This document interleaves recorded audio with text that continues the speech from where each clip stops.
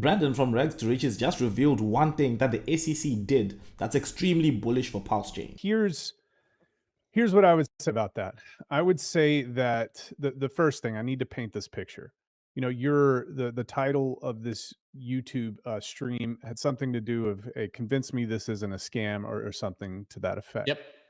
I'm extremely excited, and here's why. For the first time in crypto history, we have had the most powerful financial enforcement regulatory agency on earth take a deep dive and take a deep look at Hex and Pulse Chain and PulseX, specifically Hex, for example.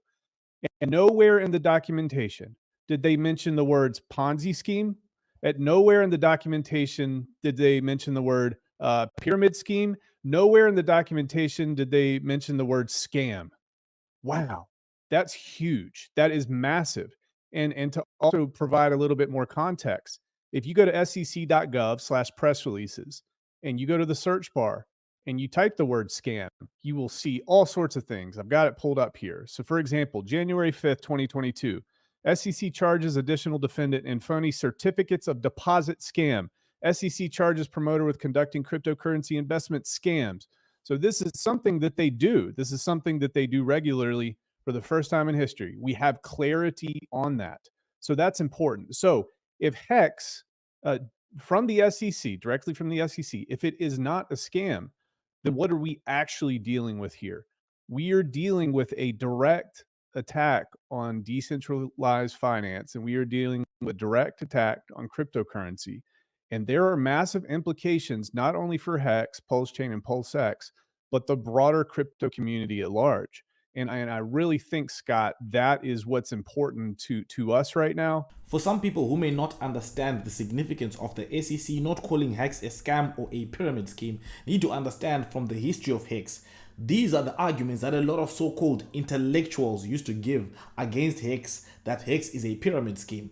But the SEC does not do that, which tells me something, that they definitely did their research, at least to some extent, and then they studied how this works, and they came to the conclusion that this is not that this is a legitimate crypto project. Because the disagreements that they have so far, which they are saying, first of all, is they're saying that there was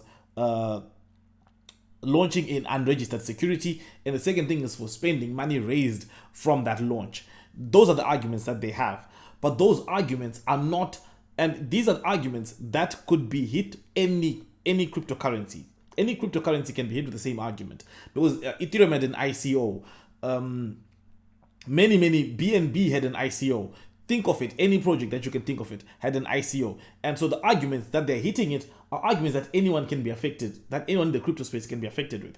Recently, one of the founders of a cryptocurrency took out a loan, I think it's of Curve, took out a loan and bought a mansion with that loan.